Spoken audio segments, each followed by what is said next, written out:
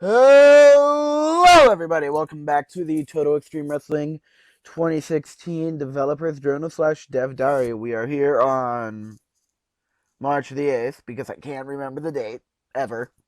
Okay, don't blame me. I'm sorry.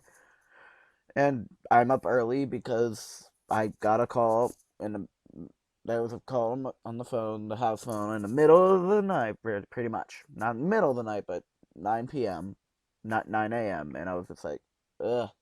Woke me up and I couldn't go back to sleep, so I'm up. Alright? Don't blame me. Maybe you can blame me.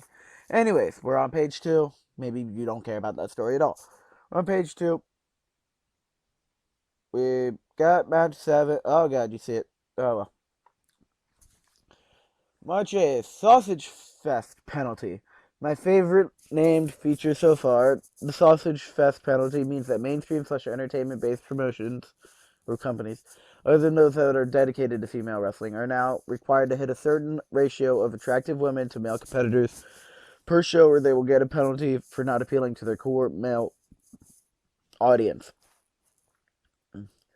This is a companion piece to yesterday's feature in that its aim is to make players follow reality a little more closely. In previous games, there was virtually no point in having attractive women on the roster unless if you're gaming the system by spamming t-shirt shooting angles to get high ratings. I'm guessing Perfect Show Theory lowers the crowd but keeps them excited because of hot women, which is, of course, not how reality works. WWE / F, WCW, ECW, NWA, pretty much everyone has had a number of attractive women on their roster, even if they add little use other than standing around looking pretty. For the simple reason that sex sells. By having this potential penalty in place, the player will now have to follow suit and maintain some on the roster. To clarify, these are not exactly female wrestlers, nor do they actually have to be active in angles. Just have someone work as a manager counts. Even if all they are doing is accompanying someone to the ring for a match or angle, even if it's only for a few minutes of time. Alright. And then we go back to EWR throwback options, times 7 because reasons. Because there's 7 things. Was the game, with this being the 20th anniversary of the EW series, Extreme Warfare, right? I don't know. One of the big things we're looking at is trying to encourage these people who haven't yet made the switch from the freeware games to do so. As the most common reason given is that the game is too complex / detailed / time consuming. We've added a raft of 7 new user preferences to specifically target this. Collectively, they become known as the EWR throwback options, as they allow the game to be switched to become a very open, less restrictive, less realistic experience a la EWR. Whether that name will remain post-testing, I don't know, but for now it serves its purpose. These are primarily to encourage new players, but I'm sure even some of the veterans of TEW will be able to get some use out of them now and then. The 7 are on and off toggles are as follows. Booking times. If turned off, the length of the show is ignored entirely, allowing the player to book as little as much as he wants. I.e., if it's a 2-hour show, you can book 5 minutes or 5 hours, and the game isn't going to penalize or block you. Probably not going to turn this off because I'm not looking for something like that in the game. But all the power to you if you want to. I mean, I guess it'd be fun to just book like 10 hours of Raw or like 5 minutes of Raw. Yeah. Match ratios. If turned off, the player does not need to worry about the match / angle ratio of shows. The player could not have any angles at all, even for an entertainment-based company if desired. Alright, that is cool, but I don't plan on using that again. But again, all the power to you if you do. Left off show complaints. If turned off, workers never complain about being left off shows. This removes the need to plan ahead and make sure that everybody has something to do. I'll probably use this, especially if I won't turn it off at the start of every save, but if I have a large roster and I'm just getting everybody complaining about never being on shows, I turn that off. Match aims. This has to do with the new feature. If turned off, the player does not need to meet the minimum number of match aims per show that are required by the product. Match aims that can still be used. It's just requirement that is turned off. The requirement. If turned off, worker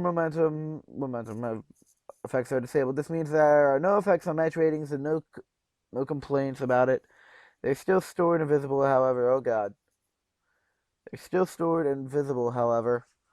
So if you wish to turn the feature back on, you don't need to start from scratch. So low momentum and high momentum don't affect match ratings, and bad turns and bad gimmick changes also don't affect. Sex appeal. If turned off, the sausage fest penalty that was described above is disabled entirely. Cool. I'm still gonna have it on until I have played long enough to know, okay, this is like harmful to my booking because it's making me book something I don't want to, or it's a cool thing that is like, now I get penalized for this when I don't have enough hot women. Worker overuse. If turned off, there are no penalties for using a worker too much during a show. You can throw a jobber out there for a 9-man match and you won't get a penalty for it.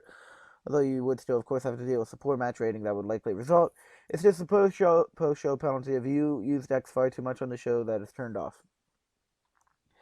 As with all user preferences, these can be turned on and off via the options menu and only apply to the specific player, so it's perfectly okay for a player to have them all turned off. I'm guessing this one, another player to have them all off, and another player to pick and choose a selection and turn off, and for everyone to have them all on. When combined with other user preferences that already exist, this allows a huge scope for removing a lot of the complexity and realism from the game and turning it from a sim game to a fantasy game instead. So, overall, I didn't get into the TEW/EWR series during the EWR time. I got into it during the TEW 2010, 2013 cycle, but I played TEW 2005 because I didn't buy the full games. And then I bought TEW 2013, started making videos on it, and now we're here. There's a quick short story of how we came to this point. But more options are always welcome, and if it brings more people to the game, it's great. Absolutely great. The sex appeal, again, the sausage fest penalty could be fun, could be interesting. Someone messaged me on Skype. I thought I put that on Do Not Disturb. Oh well.